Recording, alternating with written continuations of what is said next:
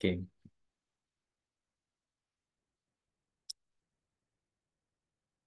kita mulai ya. Bismillah, alhamdulillah, wassalatu wassalamu ala rasulillah, wala hawla wala quwata illa billah, ma ba'd. Baik, Bapak-Ibu sekalian, ahlan wa sahlan, kami ucapkan selamat datang di Akademi Al-Mawahib. Alhamdulillah, pada kesempatan kali ini kita bisa bertemu, walaupun lewat online, lewat Zoom. Ya, kita di sini untuk sampling, untuk belajar bersama-sama.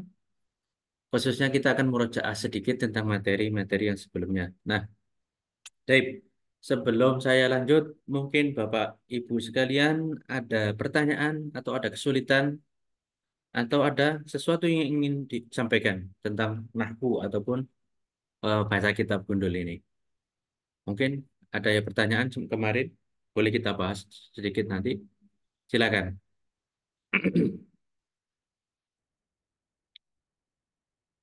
Oke, nanti sambil sambil jalan ya kita akan bahas sedikit-sedikit. Jadi nanti sampai saat ini kan kita sudah sampai pada materi yang ke-15 kan. Memang kemarin harusnya ada Zoom kemarin, ternyata ada sedikit halangan ya, bertepatan kemarin dengan meninggalnya paman saya.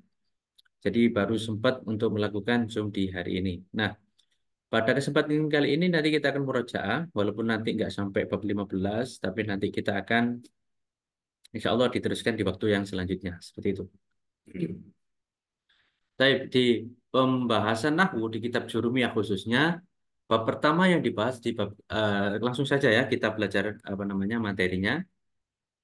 Yang terpenting memang untuk nahwu itu sebelum saya masuk ke materi, nahwu itu ya memang gampang-gampang susah ya, gampang-gampang susah.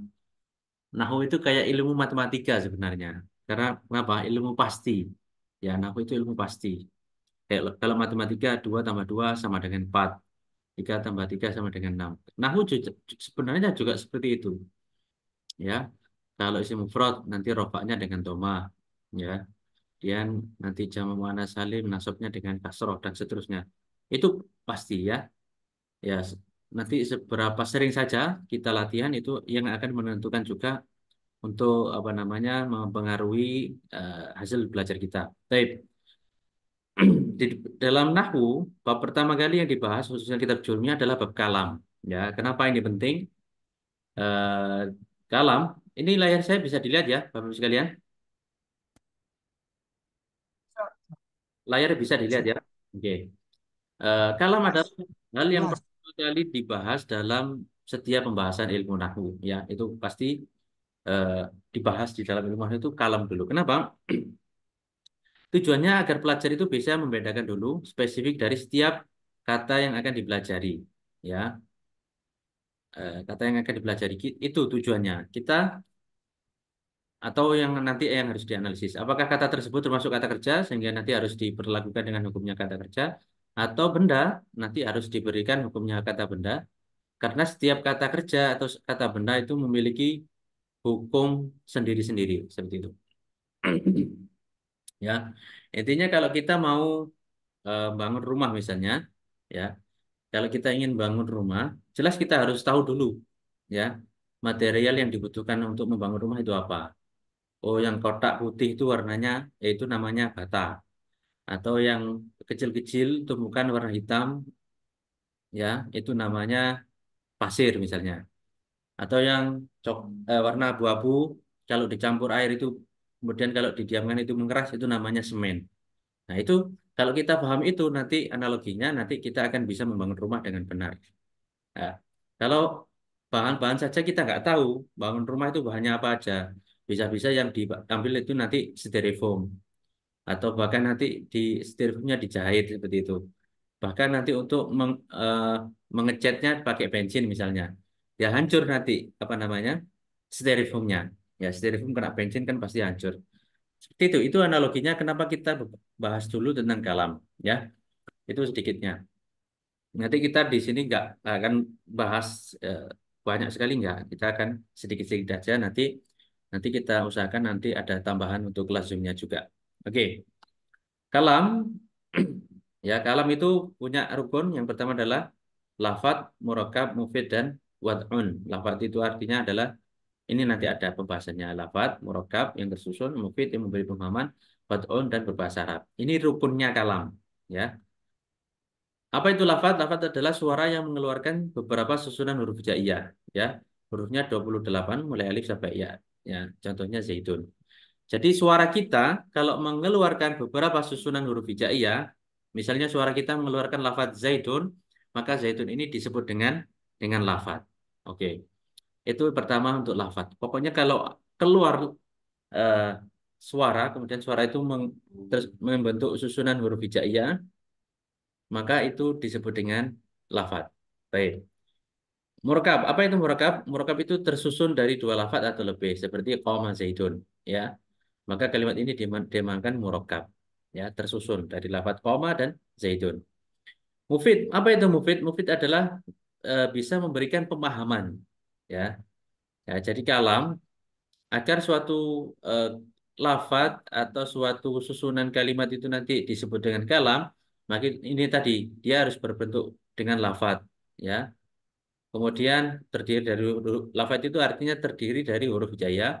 Kemudian huruf hijaiyah ini tersusun, ya. Itu syarat yang kedua. Yang ketiga harus memberikan manfaat. Seperti apa? Artinya memberikan manfaat itu seperti ini. Uraian yang memberikan pemahaman sampai pembicaranya berhenti dari bicaranya, ya.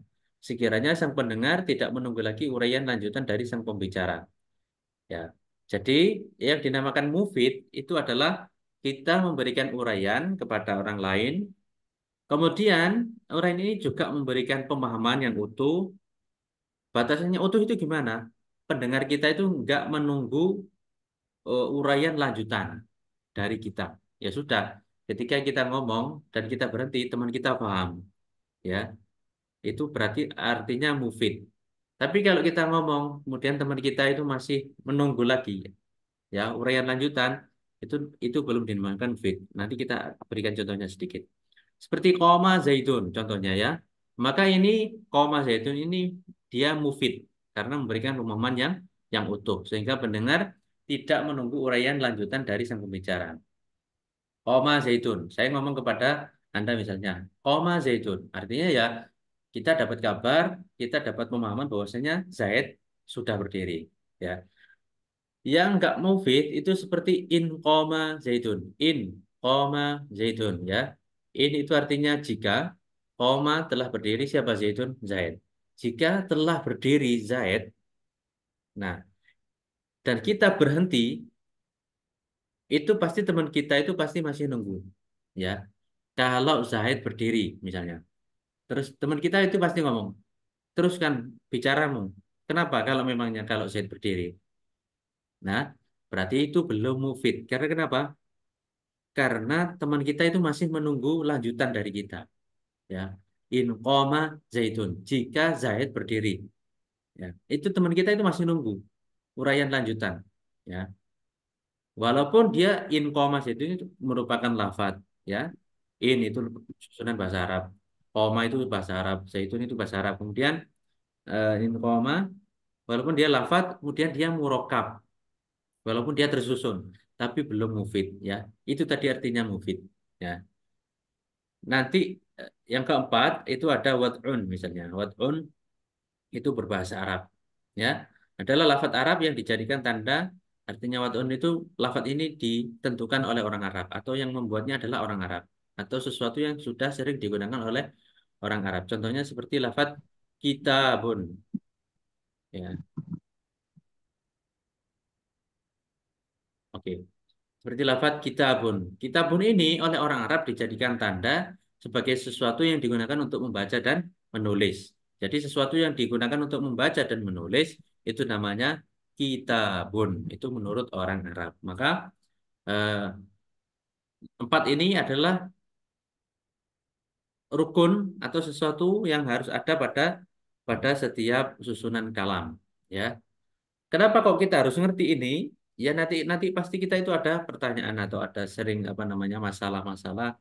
Misalnya kalau ada orang yang ngigau atau ada orang yang mabuk misalnya dan lain seperti itu kita kembalikan eh, orang lantur misalnya, ya, orang Itu nanti kita kembalikan ke kaidahnya. Apakah ini termasuk kalam atau bukan? Seperti itu. Baik, ini pendahuluan. Ya, jadi kalam, rukunnya kalam ini sebagai pendahuluan sebelum kita masuk kepada yang namanya adalah istilah kalimat atau kata dalam bahasa Indonesia. Kalimat itu dalam bahasa Arab kalimatun, kalau bahasa Indonesia itu artinya kata. Ya, nanti habis ini ada perbedaannya ya. Baik, materi 2, pembagian kalam. Baik. Itu tadi materi 1 kita sudah selesai. Materi 2, sebelum masuk materi 2 ada yang ditanyakan Bapak Ibu sekalian, mungkin ada yang sesuatu koreksi mungkin silakan. Ada yang dikoreksi atau ada yang ingin ditanyakan, monggo silakan. Ya, untuk pertama ini kita ringan-ringan dulu, pembahasannya belum terlalu berat. Ya. Baik. Yang kedua, materi 2, kita masuk pada pembagian kalam atau tepatnya kita masuk pada pembagian kata. Dalam bahasa Arab atau dalam nahwu, nanti kata itu dibagi menjadi 3. Ya, kalimat ya. Kalimatun atau kata itu dibagi menjadi 3. Yang pertama ada isim, kemudian yang kedua ada fiil, yang ketiga ada huruf yang mempunyai makna. Ya. Nah, jadi 3 ini adalah sesuatu yang pasti ada di dalam teks Arab. Ya, kalau kita eh, sering membuka teks Arab, pasti kita nggak terlepas dari isim, fiil, dan huruf ini. Ya, pasti nggak terlepas dari ini. Oke, kita ke isim dulu. Isim itu apa? Isim itu kata benda, ya. Jelas isim itu kata benda. Kalau kita tahu maknanya, kita bisa menentukan misalnya kitabun itu artinya buku. Buku itu kata benda ya, sudah jelas dia isim. Tapi misalnya kita masih asing misalnya, dengan lafaz tersebut, maka kita bisa menentukan apakah itu termasuk kata kalimat isim atau bukan itu dengan ciri-ciri, ya. Ciri-cirinya isim itu ada 5. Yang pertama dijerkan. Dijer itu di kasroh, ya. Jer itu artinya kasroh. Nanti ada bab apa namanya? Itu ada bab erob jer namanya. Dan jer itu identik dengan kasroh. Jadi kalau ada lafat yang di kasroh, contohnya seperti tolibu madrasatin, tinnya ini dia di kasroh, ya, maka madrasah ini dia termasuk kalimat isim, ya. Misalnya ini sering, misalnya kalau kita nanti baca Al-Quran, itu kan pasti sudah ada harokatnya kan, atau sebagian kitab cetakan terbaru itu ada yang ada harokatnya di lafat atau di huruf terakhir suatu lafat itu ada harokatnya. Walaupun yang tapi huruf terakhirnya itu bisa ada harokat. Itu untuk menentukan juga, ya. Itu sebagai rumus untuk menentukan bahwasanya oh ini kalimat isim karena di kasroh. Kemudian yang kedua, ciri-cirinya isim itu di tanwin, ya, di tanwin, kitabun. Yang ketiga, ciri-cirinya itu adalah kemasukan alif lam. Pokoknya kalau ada lafadz ada alif lamnya itu pasti isim. Yang keempat, kemasukan huruf jer, yaitu huruf jer itu adalah min, ila, an, ala, nanti ada babnya. Di bab jer nanti itu ada. Min, ila, an, ala, fi, rubah, ba, dan kaf lam. Itu nanti ada di bab jernya. Min, Madinati, Surabaya. Min ini huruf jer. Ketika ada lafaz Madinah ini dia kemasukan huruf jer, maka Madinah ini termasuk isim. Baik. Yang kelima cirinya isim adalah kemasukan huruf kosam atau huruf sumpah. Wal asri. Nah, baik, di sini ada mungkin ada pertanyaan. Yang ciri-ciri isim tadi yang pertama dijerkan, yang keempat tadi dikemasukan huruf jer. Apa bedanya? Ada yang tahu Bapak Ibu sekalian? Yang Ya, kalau pertama tadi dijerkan atau dikasroh. Yang keempat itu cirinya adalah kemasukan huruf jer. Bedanya A sama D ini apa? Silakan. kalau yang A, Ya, silakan. Bapak Dr. Andes Tulus Raharja, silakan. kalau yang di jer itu biasanya pada akhir Ya. kalimat. Heeh. Tapi kalau yang didahului huruf Heeh. jer itu biasanya hurufnya ada di depan kalimatnya. Oke, Masya Allah, ini tepat sekali jawabannya. Ya, bedanya yang A sama D, dijerkan itu yang kita lihat adalah huruf terakhirnya. Oke, huruf terakhirnya yaitu tolibu mad rosatin, tinnya ini. Ya. Kemudian kalau yang keempat, yang D, itu yang kita lihat adalah kalimat sebelum atau lafaz sebelum Madinah ini. Atau yang kita lihat adalah huruf depannya. Ya. Kalau di depannya Madinah ini ada min, dan kita sudah tahu kalau min itu huruf jar, maka Madinah ini termasuk isim, karena dia kemasukan huruf jar. Jadi kalau kita mau Madinah ini, misalnya ada pertanyaan, min Madinah. Madinah ini termasuk isim atau atau fiil atau huruf. Kemudian ada yang menjawab, dia termasuk isim. Apa tandanya? Mungkin nanti ada yang menjawab min Madinatin, Madinah ini termasuk isim, dia kemasukan huruf jar min. Bisa. Atau Madinati, dia huruf terakhirnya di kasroh, dijerkan. Bisa. Ya. Jadi Madinah ini dia memiliki dua tanda.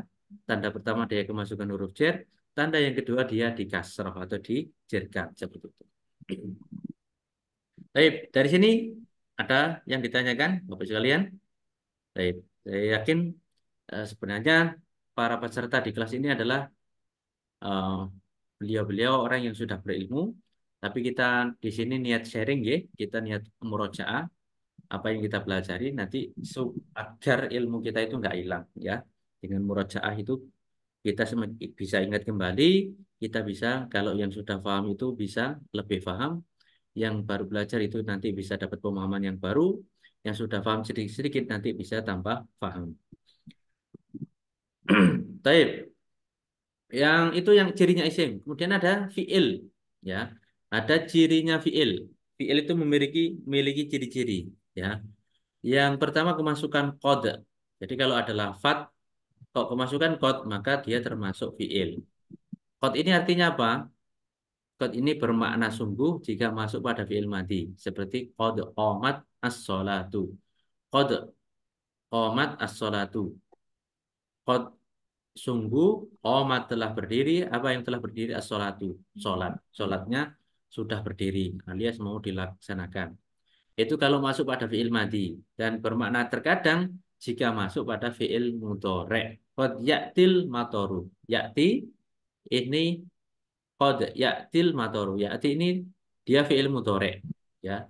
Apa apa apa itu fiil madi, fiil mudhari? Insya Allah nanti ada babnya tersendiri. Kita belum bahas di sini ya. Ya'ti ini fi'il mudhari. Ya'ti itu artinya datang apa? Al-mataru hujan. Ya. Qad terkadang ya'til mataru. Ya.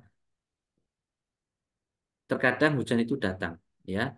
Nah, maka qad di sini sama-sama masuk pada lafat qomat atau ya'ti. Maka bisa dipastikan qomat atau ya'ti ini adalah kalimat fi'il. Ya. Karena dia kemasukan huruf qad di depannya. Kemudian yang kedua tandanya fi'il adalah kemasukan sin. Ya, yaitu sa, artinya akan.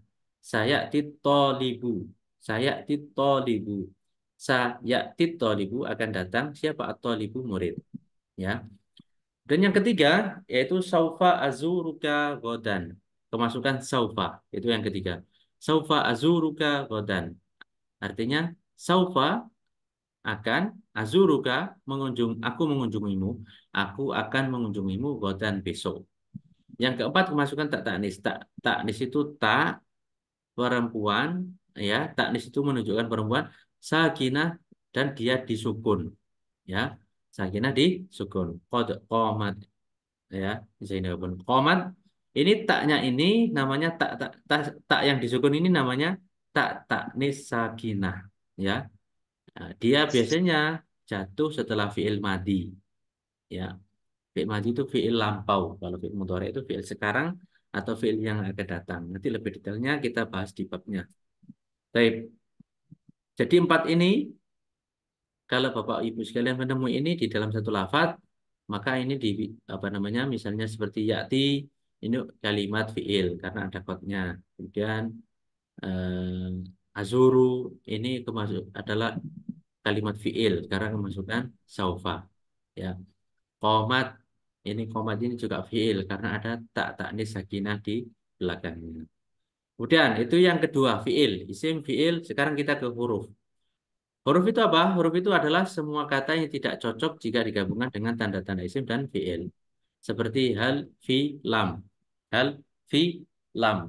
Hal ini dia nggak cocok jika digabungkan dengan dengan huruf yang lainnya. Ya, ya, kita ulangi. Semua kata yang tidak cocok jika digabungkan dengan tanda isim dan tanda fiil.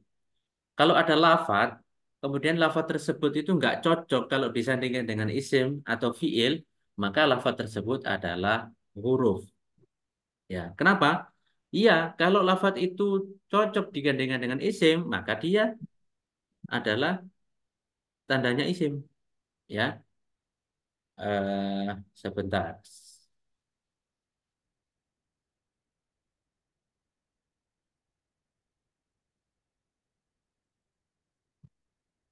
Semua ada tanda isim dan tanda fiil.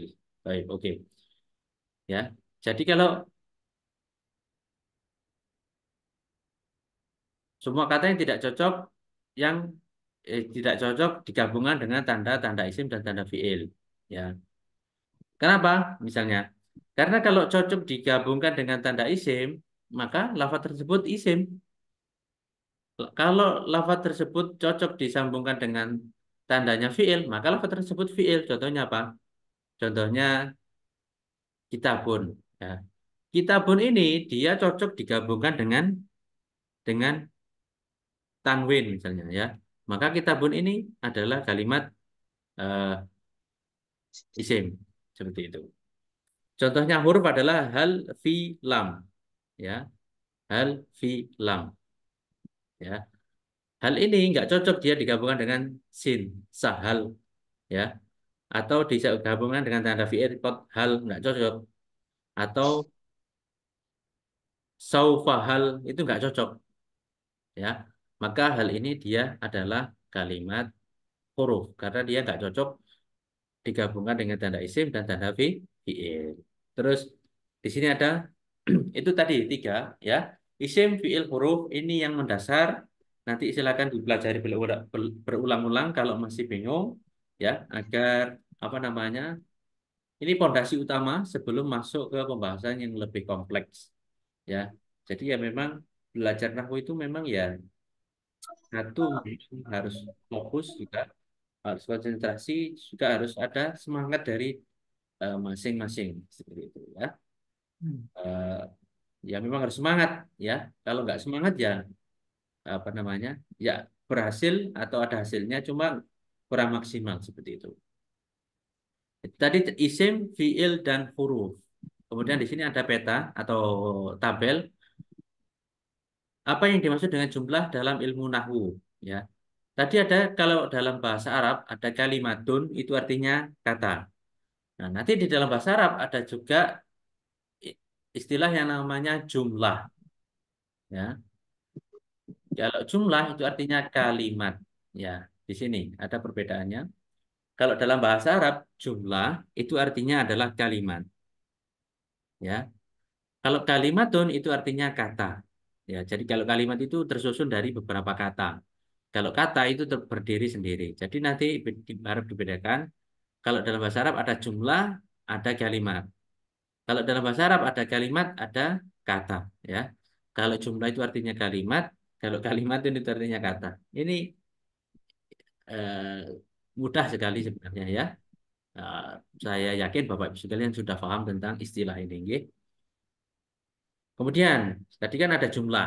Oke, untuk istilah kata ya, kata itu ada, kita sudah tahu perbedaannya. Kalau kalimatun itu artinya kata dan dia dibagi menjadi tiga, isim, fiil dan huruf. Sekarang kita masuk ke jumlah. Ya, jumlah. Jumlah apa saja yang sering digunakan dalam bahasa Arab sehari-hari? Yaitu ada jumlah fi'liyah dan ada jumlah ismiyah. Ya. Apa itu jumlah fi'liyah? Jumlah fi'liyah adalah jumlah atau kalimat yang terdiri dari fi'il dan fa'il. Fi'il itu kata kerja, fa'il itu pelaku pekerjaan. Ya. Nanti kalau ada fi'il kemudian ada pekerjaan, ada pelakunya, maka itu jumlah fi'liyah. Kemudian apa yang dimaksud dengan jumlah ismiyah? Jumlah ismiyah adalah jumlah yang terdiri dari mubtada dan khobar. Mubtada itu ini isim, khobar ini juga isim. Jadi kalau ada lafaz yang terdiri dari isim, dua isim, maka ini adalah kalimat atau jumlah fi'liyah. Ya, contohnya Zaidun qaimun. Ya, Zaidun. atau Abi Zaid itu qaimun orang yang berdiri. Ya. Maka keduanya jumlah dinamakan Zaidun qaimun adalah dinamakan jumlah fi'liyah. Kalau jumlah ismiyah tadi qama Zaidun seperti itu. Apa perbedaan jumlah fi'liyah dan jumlah ismiyah? Ini perbedaannya. Jumlah fi'liyah yang kiri adalah jumlah fi'liyah, yang kanan adalah jumlah ismiyah. Kalau jumlah fi'liyah itu yang bagaimana? Jumlah fi'liyah itu adalah terdiri dari kata fi'il dan fa'il. Kata kerja plus kata benda. Itu jumlah fi'liyah. Kalau jumlah ismiyah terdiri dari mubtada dan khobar. Semuanya isim. Ya. Itu perbedaan jumlah fi'liyah dan jumlah ismiyah. Baik. Ini materi yang kedua, Bapak sekalian. Mungkin ada pertanyaan atau ada koreksi, silakan. Monggo. Kalau ada koreksi atau ada pertanyaan, langsung ditanyakan, silakan.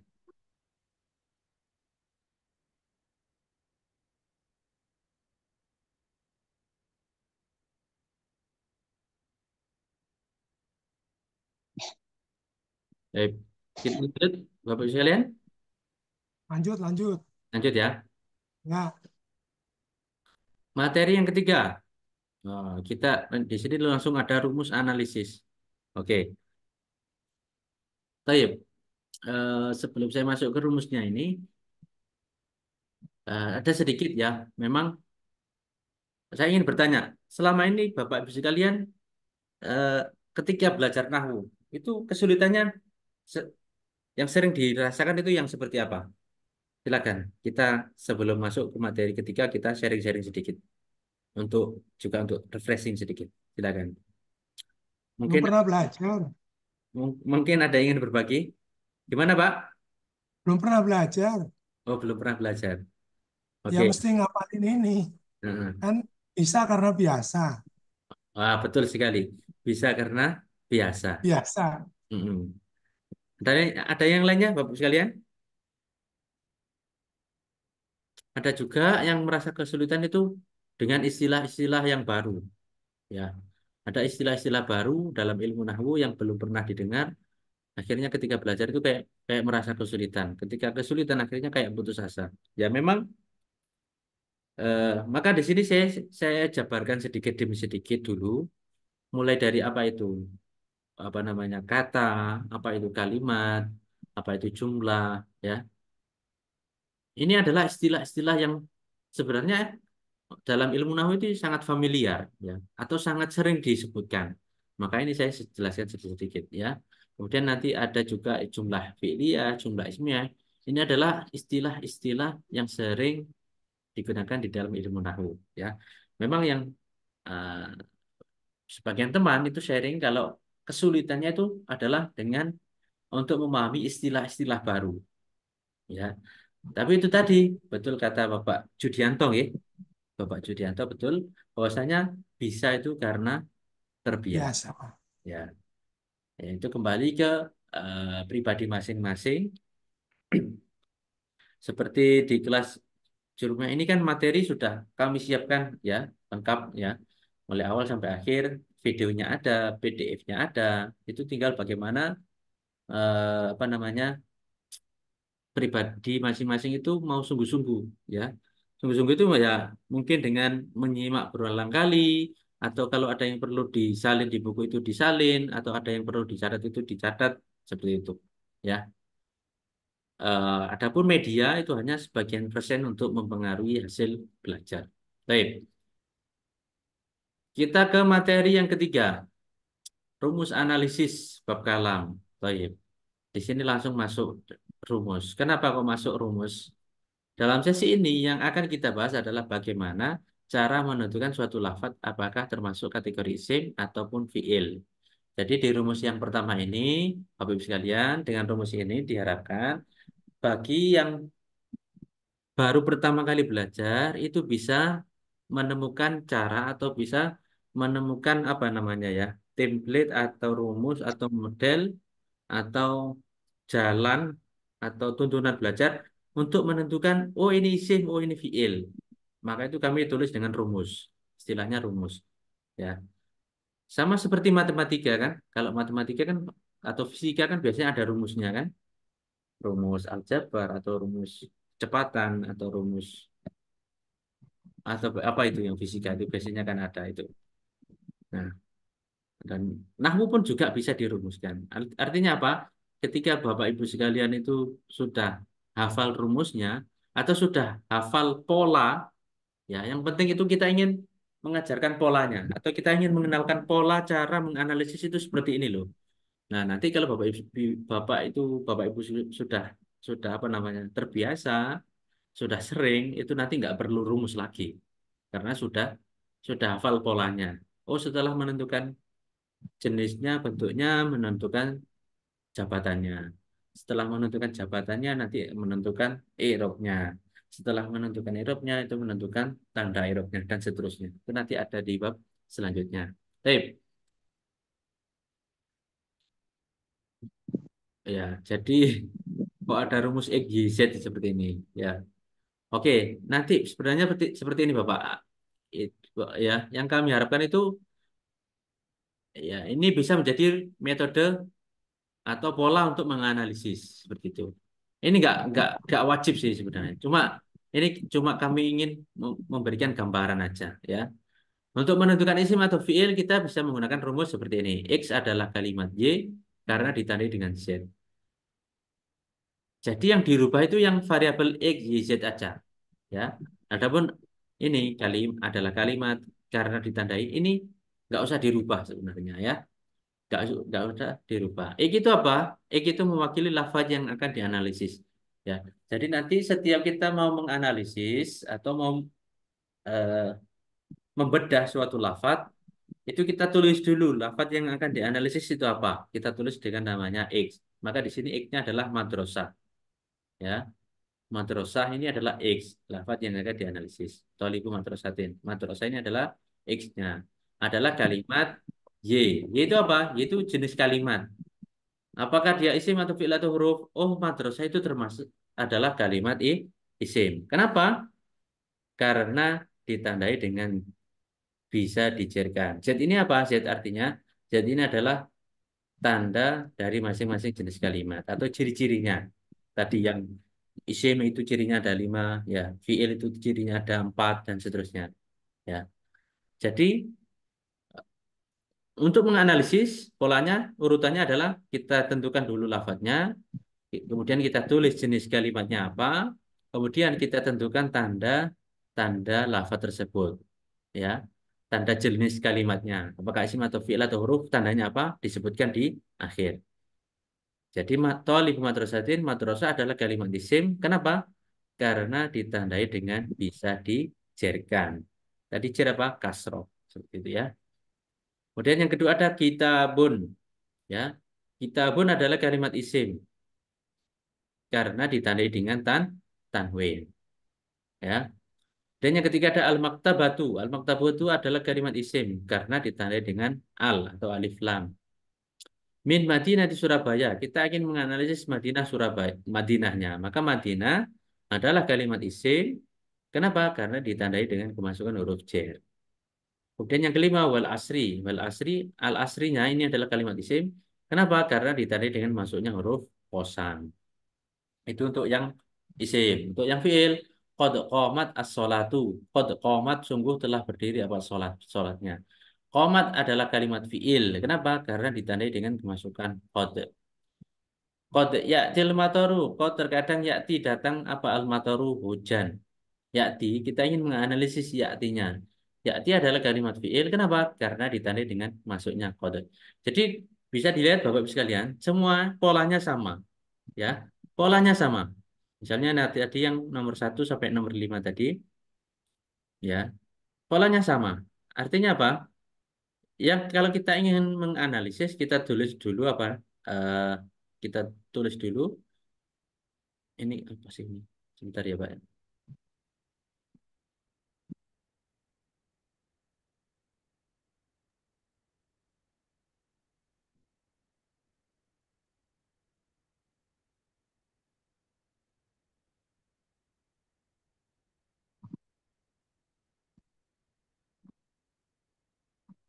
Oke,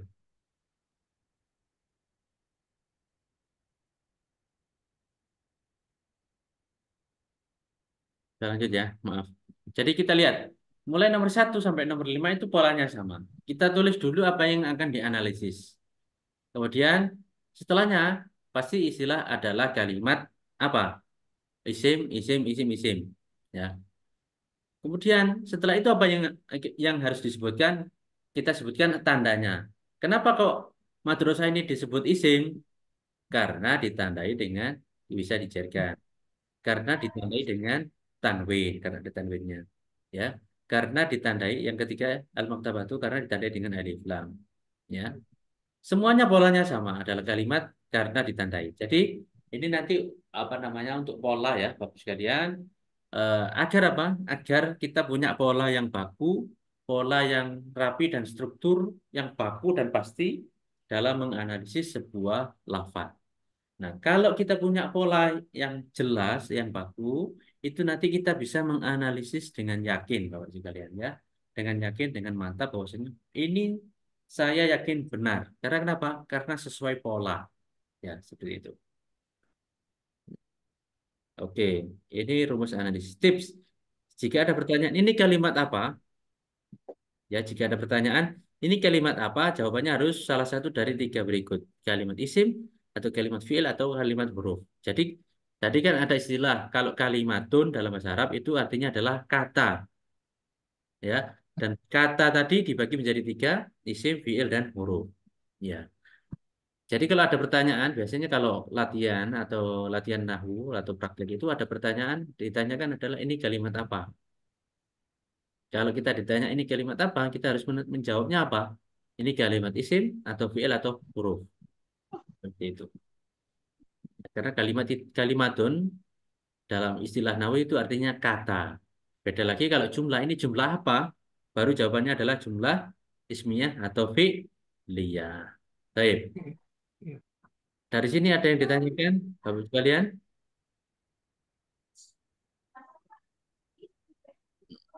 Materi 4 ini apa? Bab i'rab. Oh iya, belum masuk ke bab i'rab. Bentar ya. Nah, saya akan stop sharing. Saya akan cari dulu materi.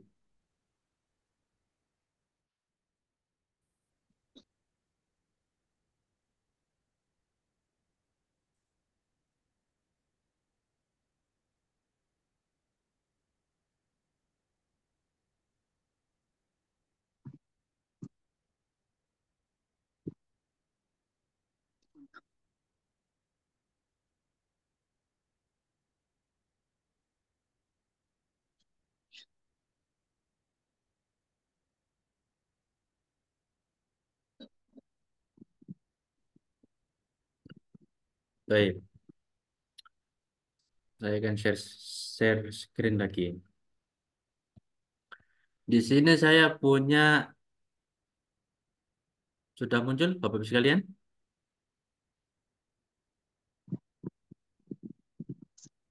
Sudah, Sudah? sudah. Baik. Di sini ada judul kan praktek bab tanda i'rab. Oke, tapi saya nggak akan praktek bab i'rab dulu karena tadi kita belum sedikit bahas, ya belum dibahas tentang tanda i'rab. Tapi di sini kita akan gunakan apa namanya ibarat ini untuk praktek menentukan tanda isim, oke? Atau bukan isim sih, untuk menentukan kalimat, apakah ini kalimat isim atau fiil atau huruf, ya, sesuai dengan atau jumlah fi'liyah atau jumlah ismiyah sesuai dengan tiga bab yang sudah kita bahas di depan tadi. Baik. Atau ingin atau ada yang ingin mencoba membaca kitab gundulnya, silakan. Mau Bab praktek? Nggak apa-apa, Pak. ribuan alamat i'rob arfa arofa arba alamat. Oke, sebentar ya. Untuk membaca, kita tunjuk ya, angkat tangan dulu, baru nanti ditunjuk, baru kita membaca sama-sama. Oke. Ada yang ingin mencoba, silakan angkat tangan dulu, atau ingin saya, atau ingin apa namanya, angkat tangan, kemudian nanti kita tunjuk untuk gantian ya, biar nggak terjadi fraud seperti itu. Baik, dimulai dengan siapa ini? Monggo, nggak apa-apa, apa namanya, salah. Salah itu wajar di dalam belajar. Salah itu wajar. Mau coba sih diwaca ndi deh ya. Yang ini kurang besar apa sudah besar apa kurang besar? Kalau kurang saya besar. Cukup, cukup, Sudah cukup. jelas? Jelas, Jelas ya. Baik. Jelas ya. Baik. jelas, jelas. Ini adalah ibarat dari kitab Jurumiyah, Bapak Ibu sekalian. Lirraf'i arba'u alamatin. Ya, lirraf'i arba'u alamatin. Baik. Lirraf'i ini artinya adalah oke. Baik. Lirraf'i ada yang mau menganalisis lirraf'i itu artinya bagi rofa. Dalam bab i'rab kan ada istilah namanya bab rofa, nasab, jar, jazm. Ya. Saya harap Bapak Ibu sekalian sudah apa namanya? Minimal sudah mengerti istilah rofa itu apa. Karena materi sudah kami bagikan di hari-hari sebelumnya dan sekarang sudah sampai bab jazm. Seharusnya ini sudah nggak asing lagi bagi Bapak Ibu sekalian. Lirraf'i. Baik, ada yang ingin mencoba menganalisis lirraf'i ini kalimat apa? Baik, Pak Wawan angkat tangan. Silakan. Jar majrur ya. Lirraf'i betul, jar dan majrur. Artinya Ini li, li-nya jar, linya jar, raf'i rofinya majrur. majrur. Nah, ada istilah jar majrur. Jar itu huruf jar, majrur itu adalah lafat atau kata yang kemasukan huruf jar. Baik, kalau dianalisis sesuai rumus, Pak, kita ingin menganalisis lamnya itu kalimat apa, raf'inya itu kalimat apa? Coba kita sesuai rumusnya tadi, polanya tadi. Pak Wawan?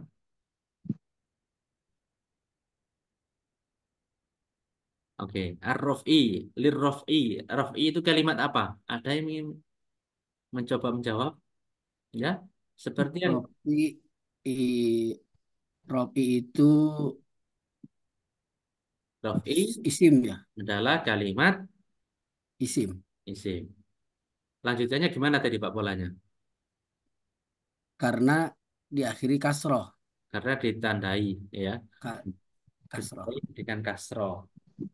Ada ciri yang lain untuk liraf'i? Ada ciri yang lain sebenarnya. Alif Oh, lam, alif lam, Alif lam alif lam, bisa, betul. Ada alif lam. alif lam, Ada tanda yang lain? li rofi. Ini tadi seperti yang dijawab oleh Bapak Dr.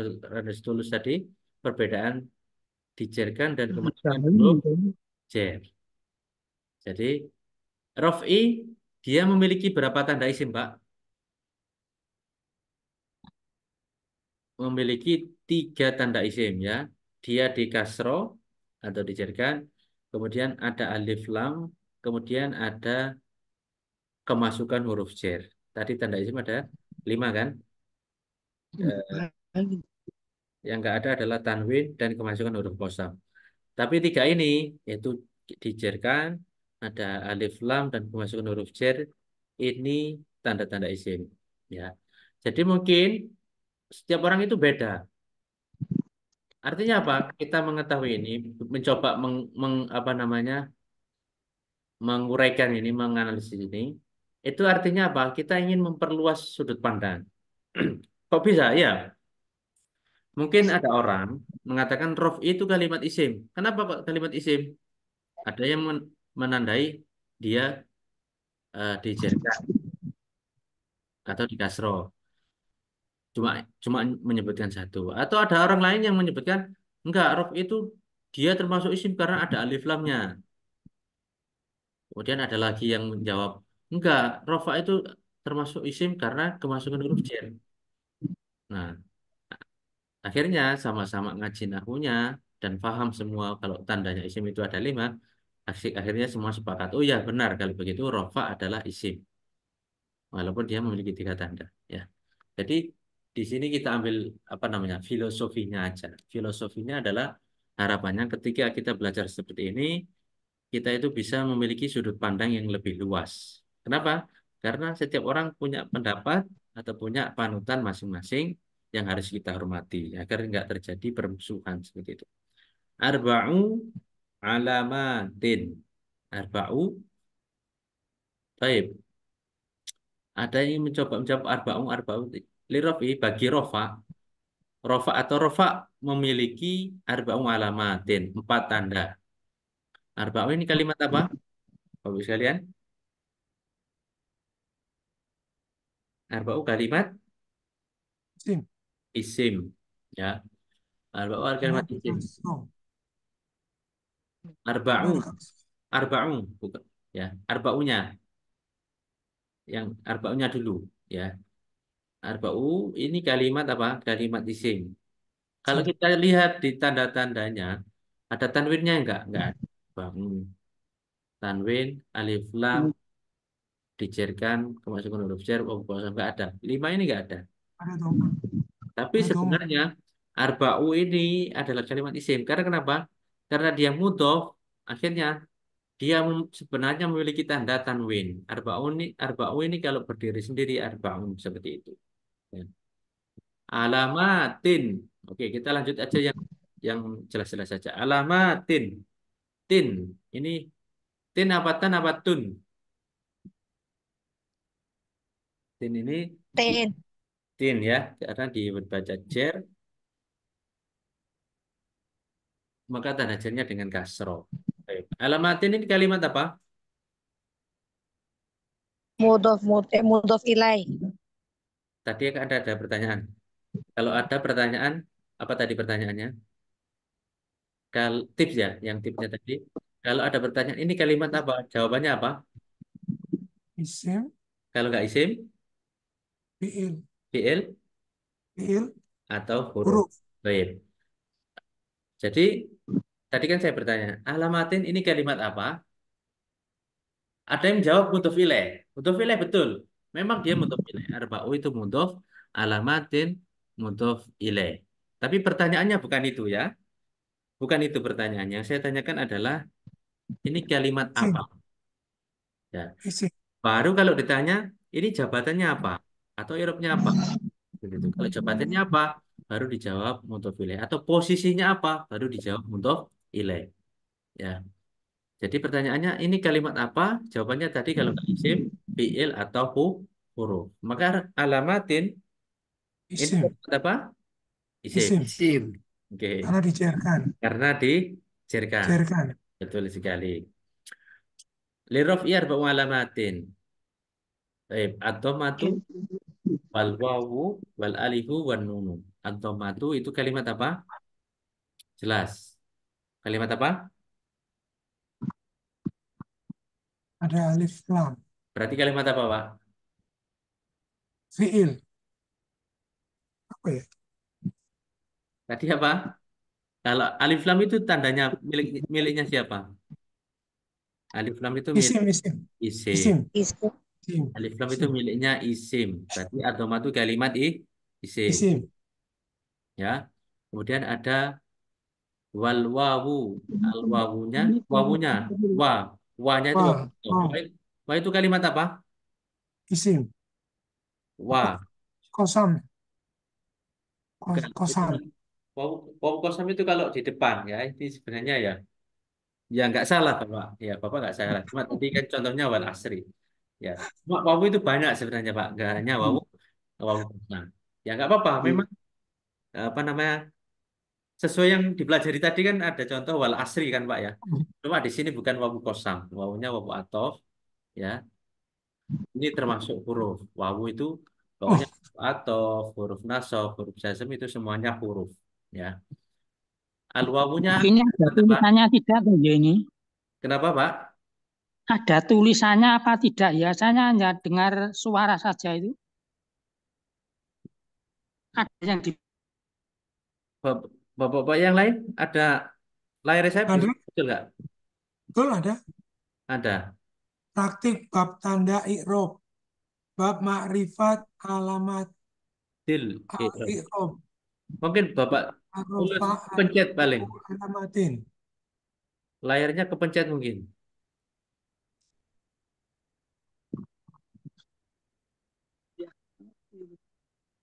Sudah muncul, Kalau Pak. sudah masuk, Mungkin Bapak Tulus bisa minta bantuan ke keluarganya untuk memunculkan layarnya.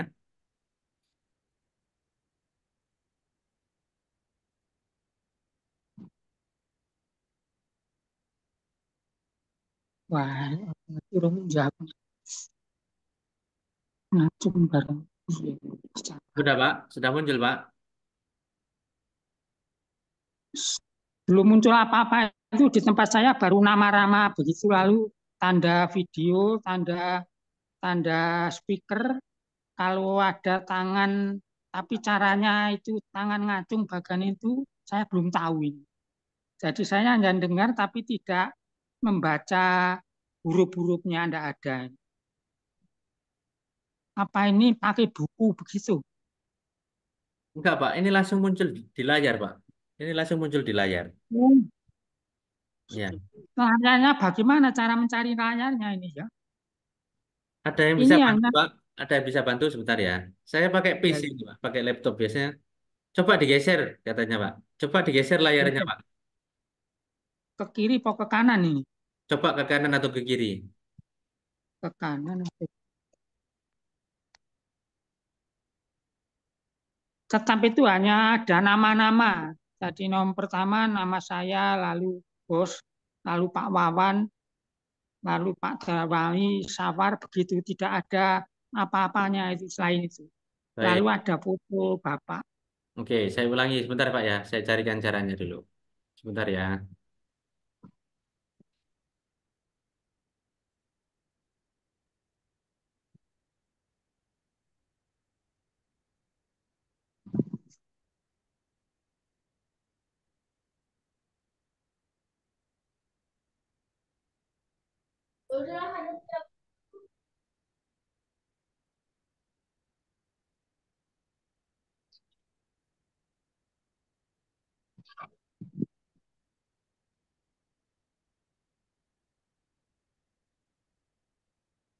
Coba buka pakai handphone juga nih. Bapak yang lain ada yang bisa bantu, Pak? Oh, ini dibantu anak ini. Tapi kok orang muncul nah, ya di sini sih aku.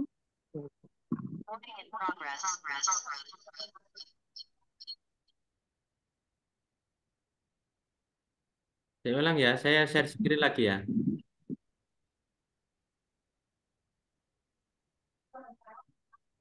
Apakah sudah muncul, Pak? Wah ini ada. Keluar, Aku keluar. cek bab tanda irob ada ini. Sudah ada ya. Ada, Baik. ada. Ya, ada. Oke. Kita Oh, lanjut, Pak ya. bisa bisa dibesarkan ya. Bisa. Bisa dibesarin, bisa dikecilin, Pak. Praktek bab tanda irob dia sekarang ada. Tapi di sini kita nggak belum praktek tanda irob, Pak. Kita Oh, iya. masih praktek menganalisis atau praktek Oh, menentukan apakah kalimat isim atau fiil atau huruf seperti itu, ya. oh. Baik. Ini Ini- yang muncul di tempat saya praktek bab tanda irob. Ya, ini saya tutup dulu judulnya. Ya, Oh kita ya. saya apa namanya? Kita pelajari dulu teks Arabnya. Jadi teks Arab, ibarat Arab ini, Pak, kalimat ini untuk praktek menentukan isim atau fiil atau huruf dulu. Seperti itu ya. Baik. Ad- Lanjut ya. Kata tadi kita sampai pada ad-dhammatu wal wawu wal alifu wan nunu. Oh ya. Semua ini jelas isim, Isim ada AL. ada alif lamnya. Kemudian wal wawu ini juga kalimat, al wawunya ini kalimat isim karena ada alif lam. Wal alifu wawunya ini huruf athof, jelas dia huruf. Al alifu ini kalimat isim karena ada alif lam. Wal Nah, nunu nun alif ini lam. juga Wah, kalimat itu isim. ada tanwin nih. Wan nunu apa? Kalimat apa? Ah, Isim. nun. Isim. Ada Islam. Apa tanda isimnya? Kemungkinan Alif lam. ditanwin bisa enggak itu? Nggak bisa, Pak. Tanda Alif Enggak lam. bisa. isimnya adalah Kalau kemudian pakai alif alif lam lam. ini. Ya. Ini juga untuk apa namanya? Untuk catatan. Ya, kalau perlu dicatat ataupun direkam. Ya. Untuk lafat, kalau sudah kemasukan alif lam, dia tidak boleh di tanwin. Iya. Seperti itu ya. Jadi antara tanwin dan alif lam itu nggak bisa bergabung di dalam satu lafaz. Harus salah satunya. Kalau ada alif lam, berarti nggak ada tanwin. Kalau di tanwin, berarti nggak ada alif lam. Ya. Contohnya apa? Ad-dhammatu. Ad-dhammah ini misalnya. Dhammah ini kalau lafaz alif lamnya kita buang, kita hapus, maka dia bacanya adalah dhammatun di tanwin. Begitu. Nah, al-wawu juga begitu. Kalau alifnya dibuang jadi wawun atau wawan bisa ya. Al-alifu alifun juga seperti itu.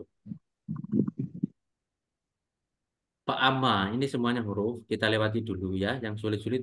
Jadi salah satu kunci Pak, kalau belajar nahwu itu biasanya kalau adalah yang sulit itu dilewati dulu. Atau bab yang belum dipelajari itu dilewati dulu. Kita fokus kepada lafaz-lafaz yang mungkin sudah kita pelajari.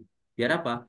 Biar kita fokus dulu, nggak tercampur atau nggak terlalu melebar ke pembahasan yang lainnya. Ya, yang penting kita fokus pada bab tersebut dulu. Baik. Pak Ahmad domatu, doma ini kalimat isim. Ya, tak ada alif lamnya. Takunu, Nah, takunu ini kalimat fiil. Ya, fa-nya itu huruf. Takunu, ya, takunu. Takunu alamatan ala. Ini baru alamat. Ini kalimat apa alamat ini? Alamatan, alamatan ini dia dibaca nasab kan? Alamatan. Kalimat apa? Isim. isim, Karena isim, apa? Karena alamatan. makan, Ada apanya, Pak? Ada ijarkan, alamatan. Tanwin. ijarkan, Ada tanwin. Ada tanwin. Tanwin. Kan salah satu tanda isim adalah tanwin, betul? Tanwin. Nah, Ya. Dan alamatan ini ditanwin. Dia bukan nggak ada alif lamnya. Dia nggak dijer. Jer itu kan kasroh tadi kan? oh iya, iya, iya. Bukan kasroh. Atan kan fathah. Nah, Dan iya. nggak ada apa tadi? Kemasukan huruf biar nggak ada. Dia nggak kemasukan wawu kosam. Tapi di situ ada tanwin. Berarti alamatan ini kalimat isim. Karena ada tanwinnya. Oke. Taib lirrof'i. Apa amat domatu fatakunu alamatan lirrof'i. Ini jelas sama kayak tadi. Dia isim karena ada alif lamnya. Fi arbaati. Fi arbaati. Arbaati. Kira-kira kalimat apa Bapak? sim. Isim. Kenapa? Tandanya apa? Di depannya ada fi, Depannya ada fi atau lalu dia ada kasroh. kasroh di kasroh. Arbaati, arbaati itu di depannya ada huruf fi, itu huruf jer, masukkan huruf jer berarti atau ti dia di kasroh. Ya. Mawadia ini mawadia ini termasuk isim juga, tapi dia mamnu'u minas sorof. Ya, isim ghairu munsorif. Nanti ada babnya tersendiri. Enggak saya bahas di sini dulu. Jadi salah satu kunci juga sukses dalam belajar itu fokus pada pembahasan dulu. Jadi sesuatu yang belum ada kaitannya dengan bab itu silakan ditinggalkan dulu. Biar nggak menambah apa ya? Biar nggak tambah pusing atau biar nggak nambah eh, memecah konsentrasi seperti itu. Ya, kalau saya ya dulu belajarnya, yang kalau belum pada babnya, kok ada yang sulit saya lewati. Saya cari dulu yang sesuai bab. Kenapa? Karena kalau saya belajar dan bisa menjawab sesuai bab yang saya pelajari, itu saya senang. Nah, ketika saya senang, itu nanti tambah senang gitu, Pak. Belajar kalau misalnya, dengan belajar matematika, bisa menjawab dengan benar. Itu senang apa susah, Pak? Tapi senang. Kalau senang itu pasti senang, senang, senang. Ya, akhirnya apa? Moodnya bagus, belajarnya bagus. Tapi kalau sudah ketemu yang sulit, ditambah kepikiran, sampai tidur nggak kepikiran, itu nanti malah menjadi momok. Akhirnya saya nggak mau belajar, sulit ini. Seperti itu. Jadi misalnya belum nggak apa namanya nggak sesuai dengan rumus yang diajarkan di awal tadi, nggak apa-apa dilewati dulu seperti itu ya. Baik, ini cukup di sini nih prakteknya. Saya akan masuk sedikit ke bab yang keempat. Tadi kan ini pendahuluan aja, nanti selanjutnya kita bahas di pertemuan yang akan datang. Baik, begitu Pak ya. Baik, di Ya. sini Sip. tadi kita sudah praktekkan, sudah mencoba menganalisis apa itu apa namanya isim, apa itu fiil, tandanya itu apa saja. Ya. Kenapa kok dan harus bisa menentukan ini kalimat isim atau fiil atau huruf. Kenapa kok kita harus seperti itu? Tujuannya di sini Pak. Tujuannya di bab i'rab nanti ya. I'rab itu adalah sedikit ya. Saya catat dulu tadi terakhir di kenapa kok kita menganalisis bab isim, fiil dan huruf. Masuk ke bab i'rab di sini bahwasanya i'rab itu kan apa? I'rab itu adalah perubahan akhir kata. Dikarenakan ada perbedaan amil yang masuk pada kata tersebut ya. Jadi yang namanya i'rab itu adalah perubahan di akhir suatu kata. Contohnya seperti tadi, rof'i atau arba'u, u-nya kenapa kok ditoma, lirrof'i, ainnya kenapa kok dikasroh, kok gak ditoma, kok gak di fathah, atau arba'u kalimatin, kenapa kok kalimatin, kok nggak kalimatan atau kalimatun, itu semua ditentukan oleh yang namanya i'rab. Kirop. Nah, apa lawannya i'rab? Lawannya i'rab adalah bina, ya. Apa itu mu'rab? Mu'rab adalah kata yang bisa berubah maupun itu tidak berubah. Jadi perbedaan di sini ada. Apa bedanya i'rab dan mu'rab? I'rab itu sifatnya, kalau mu'rab itu adalah sesuatu yang disifati dengan i'rab. Ya. Jadi kalau i'rab itu sifat, kalau mu'rab itu objek, objeknya, ya. Objek mu'rab namanya. Kalau i'rab itu sifat. Jadi kalau apa bedanya sifat sama objek? Kalau sifat itu ya nggak bisa diraba dengan fisik, cuma bisa dirasakan seperti itu. Kalau mu'rab itu bisa dilihat, ya, bisa diraba dan dirasakan dan seterusnya. Baik, itu pengertian i'rab. Nanti di pertemuan yang akan datang kita akan ulangi sedikit lagi. Oke, langsung saja. Apa pembagian i'rab ada empat ya? Ada rofa, nasab dan rofa, nasab, jer dan jazm. Ya, rofa, nasab, jer, jazm. Apa itu rofa? Apa itu nasab? Apa itu jer? Apa itu jazm? Nanti ada di materi yang kelima kalau nggak salah, insya Allah. Nanti materi 5 sampai 5, 6, 7, 8 sampai seterusnya itu kita bahas masing-masing dari rofa itu apa, nasab itu apa, jer itu apa, jazm itu apa. Cuma di sini kita bahaskan, kita sebutkan secara global dulu, ya.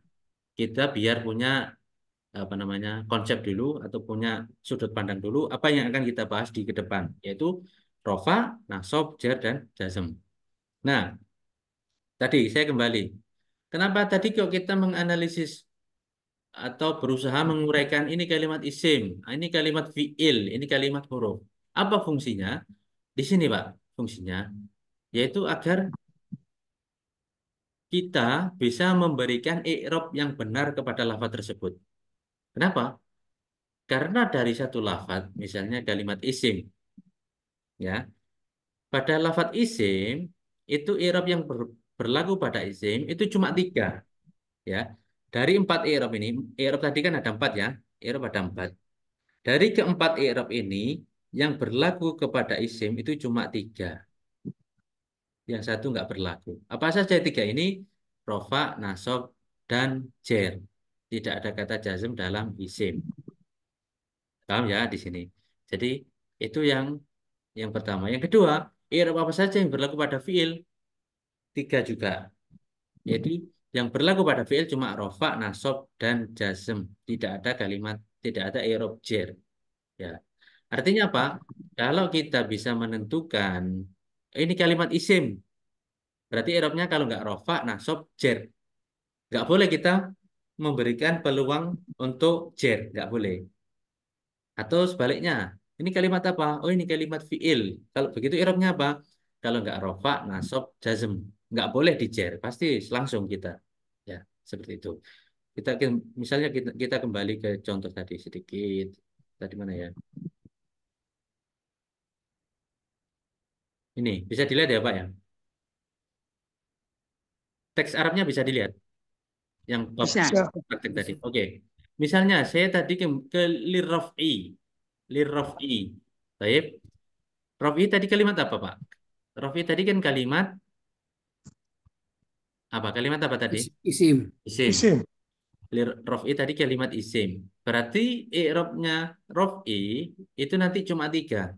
Kalau enggak rofa, nasob, dan jer. Jadi raf'i ini enggak boleh di'irabi dengan jazm.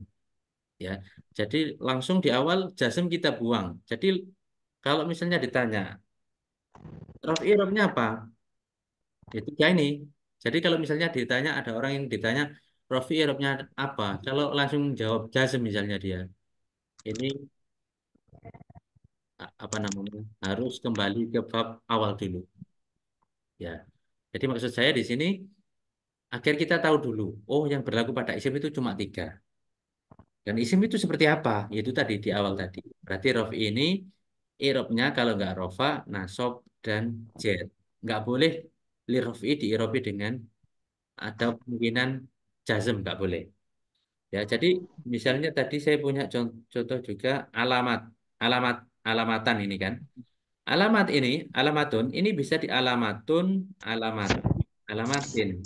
Kalau nggak rofa, nasob, jer. Dia nggak boleh jazm. Dan jazm itu identik dengan sukun kan? Ya, dia nggak boleh alamah. Ya, kalau di tajwid, secara bacaan kita boleh. Kita di alamah, akhirnya bacanya alamah. Mati dengan hak, seperti itu. Itu ilmu tajwid.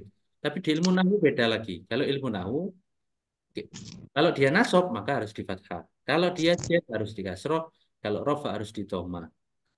Kalau jazm, nggak boleh. Karena kalimat isim tidak ada istilah jazm pada istilah isim. Seperti ini tadi ya.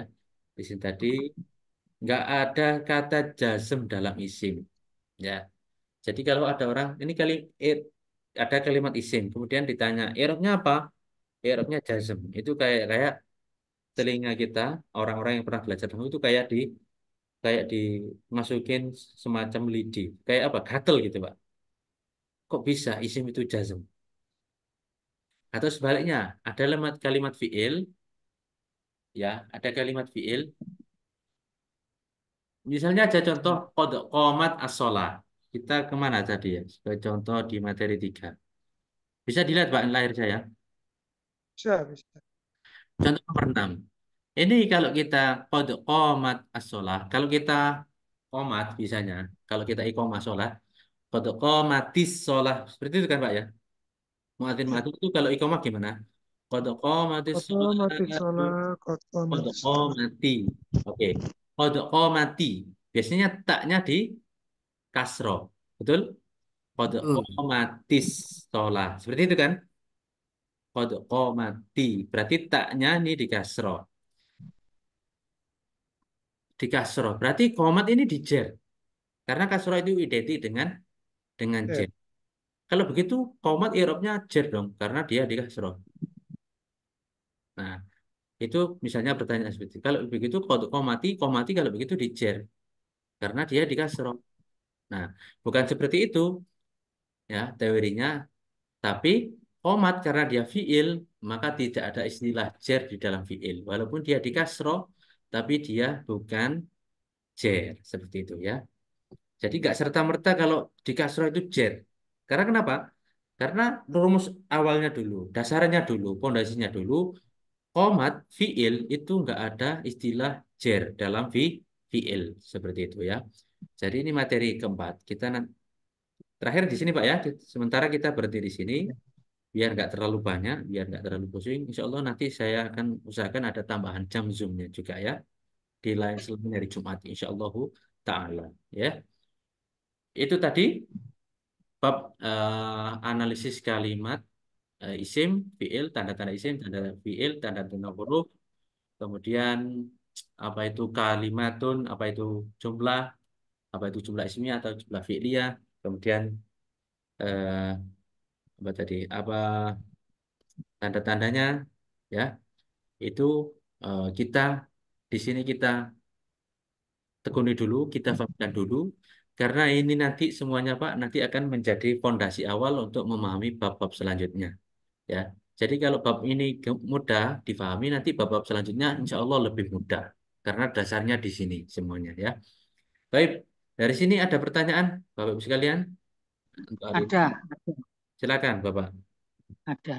Itu tadi pada kot komat.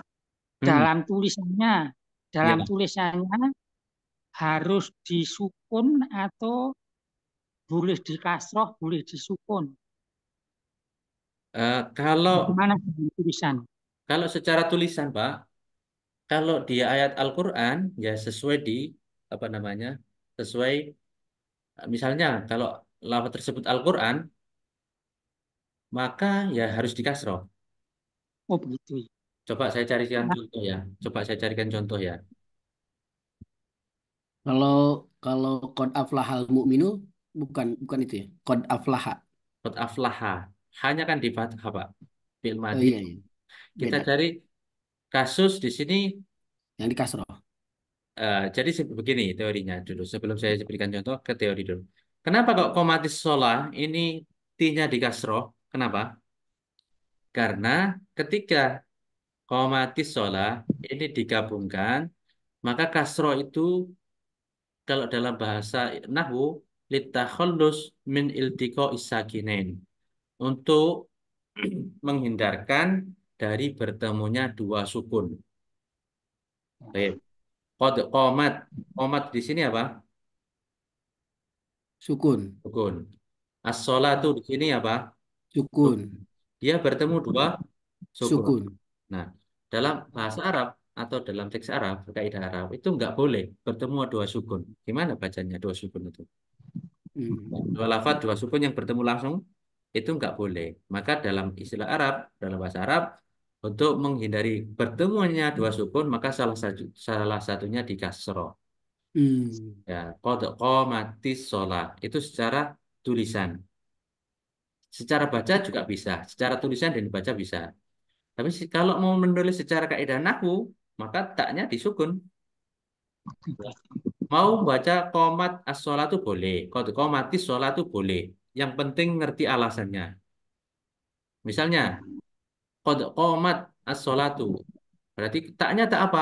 Tak ni sakinah. Oke, sudah paham berarti. Misalnya ada yang membaca qad qamati, ti-nya. Ti-nya ti apa itu? Kok dikasroh? Itu tak ni sakinah. Tetap tak ni sakinah. Kok dikasroh? Iya.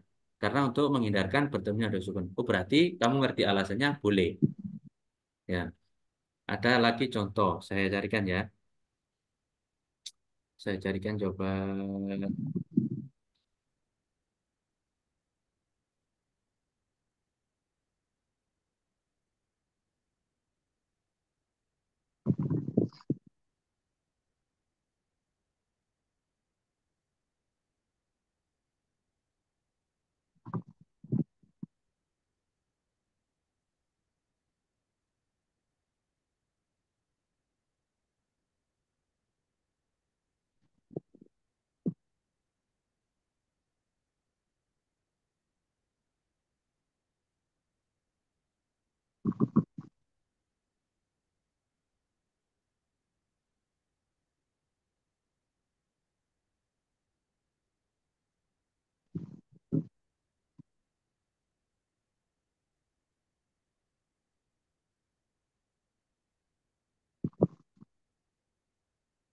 Di sini, bentar ya. Sedikit aja. Kita kembali, kita share screen.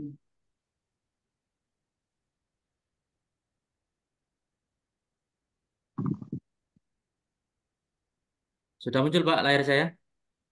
Muncul. Itu ada teks Arab gitu. Ya, sudah ya. Apa baca di sini bacanya Pak? Ada tiga, Lam satu, yakunil dua, ladzina tiga. Lam kafaru. yakun ladzina kafaru. Lam yakunil, Oh, lam yakunil ya ada. Lam Lam yakunil yakun. ladzina kafaru. lam yakunil Yang ladzina kafaru. kafaru. Lam ini huruf jazm. Yakun ini fiil yang kemasukan huruf jazm. Kalau kemasukan huruf jazm harus dijazmkan tanda jazmnya dengan sukun. Aslinya lam yakun alladzina kafaru. Baik. Ini aslinya kan disukun, Pak. Tapi kenapa kok dikasroh? Tadi pertanyaan Bapak tulis gimana tadi, Pak? Apakah harus qad qomati dikasroh? Apakah boleh disukun kan? Seperti itu, Pak, pertanyaan. Ya, ya. Dalam Ya. pengertian oleh karena ini mestinya kalau ini fiil Mm-mm. mestinya tidak boleh ada kasroh. Ya, Pengertian saya begitu. seperti itu. Tetapi lalu ada keterangan bahwa itu ada alifnya ini sukun juga ya. Nah, Jadi nanti kalau begitu sukun ketemu sukun itu tidak boleh. ya. Kalau tidak boleh maka nunya tidak disukun dalam tulisannya di kasroh. Hmm. Pengertian saya dari keterangan ini tadi begitu. Ah, ah. Tadi juga apa namanya ada sedikit kalau begitu boleh disukun apakah harus dikasroh seperti itu kan? Jadi kalau Ya, untuk qomat as-sholatu kita boleh qad qomat as-sholatu qomat as-sholatu boleh itu secara kita apa namanya bicara sehari-hari misalnya. Qomat as-sholatu ber- misalnya secara nah berarti bicara sehari-hari boleh. alifnya dalam tulisan di fathah begitu. Akhirnya ada dalam Alif tulisan kasroh disukun Pak. Kalau itu kalau eh, secara nahwu boleh disukun. Tapi kayak ini lam yakunil ladzina kafaru. Karena di ayat Al-Qur'an ini secara nahwu kan harus disukun lam yakun secara nahwu. ya, Tapi secara Al-Qur'an karena ini ayat Al-Qur'an dan kita tidak boleh merubah ayat Al-Qur'an, maka sesuai tulisannya ya. Lam yakunil ladzina kafaru, maka nunnya di sini di kasroh juga padahal dia fiil. Dan tadi kaidahnya dalam fiil tidak boleh ada istilah jer. Dan di sini kok ada kasroh berarti di jer. Bukan. Kasrohnya di sini bukan jer, tapi kasroh di sini untuk menghindarkan dari bertemunya dua sukun. Seperti itu. ya, ya. Sudah sudah bisa menangkap nih saya akan. Oke. Baik, ada yang lain, Bapak sekalian? Sudah jam 9. Kita cukup cukup di sini, Pak. Cukup, Pak. Ya, ya. Ya, Ya, Bapak kita besok. ketemu sekalian lagi. sudah mau Jazakallah khair. istirahat ya. Baik, di Ya, ya. sini sekian Bapak sekalian. Kami mohon maaf kalau ada kekurangan. Kemudian terima kasih atas waktunya untuk belajar di kelas ini. Kalau nanti kita bertemu di pertemuan yang akan datang. Amin. Silakan kalau Bapak Ibu sekalian punya pertanyaan langsung saja ditulis di grup. Nanti kita usahakan diskusi bersama-sama. Seperti itu ya. Sekian Ya. dari saya. Ada kurang lebihnya mohon maaf. Akhir kalam. Wallahu a'lam bishawab. Eh, kita baca dengan doa kafaratul majelis ya. Subhanakallah wa bihamdik. Wa bihamdika asyhadu an la ilaha Asyhadu an illa la anta astaghfiruka wa atubu ilaik. ilaha Waalaikumsalam. Assalamualaikum warahmatullahi wabarakatuh. Waalaikumsalam warahmatullahi wabarakatuh. Makasih, Ustaz. Sama-sama, Pak. Jazakallah khairan kasir. Jadi mudah. Sesok di baca iso kotko mas kotkomah asolah aru kotkomati solah. Nah, ini tulisan secara kotkomat nah, ini disebut berarti alifnya harus di fathah kotkomat asolah.